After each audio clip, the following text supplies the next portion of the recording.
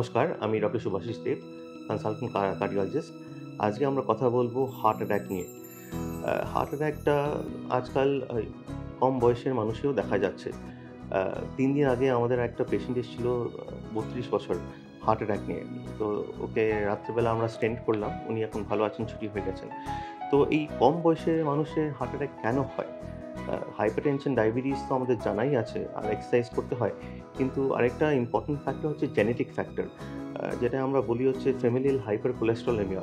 এটা জন্মগত মা-বাবার থেকে জেনেটিক দিয়ে পাওয়া যায় কি লোকের কোলেস্টেরলটা একটু বেশি থাকে আর ভালো করে মেটাবলাইজ হতে পারে না। তো এটা অনেক কমন। ৫০০ জনের মধ্যে ১ জনের এটা পাওয়া যায়। আর লোকেরা কিন্তু এটা নিয়ে জানে না অত ভালো করে।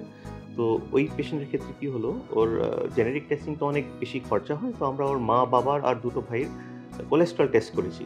তো সবার কোলেস্টেরল অনেক হাই পাওয়া গেছে। মার আর একটা ভাইয়ের কোলেস্টেরলের ওষুধ শুরু করে দেওয়া হয়েছে। তো ওনারা ভালো আছেন।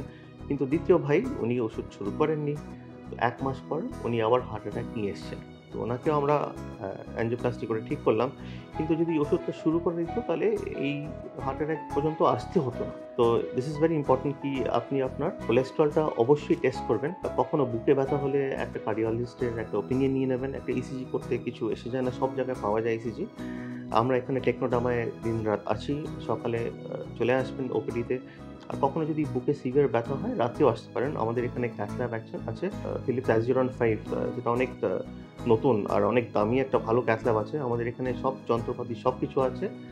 কখনো কোনো অসুবিধা হলে আপনি যেকোনো সময় রাত্রে ২টো, ৩টে, ৪টে, ৫টা যখনই হোক আসতে পারেন। আমরা সবসময় আছি। রুটিন চেকআপের জন্য সকালে একটা ওপিডিতে দেখিয়ে নিতে পারেন। কখনো গ্যাস বলে আবার ছেড়ে দেবেন না বুকে ব্যথাটাকে। কিন্তু এটা একটা কার্ডিয়াক পেইনও হতে পারে।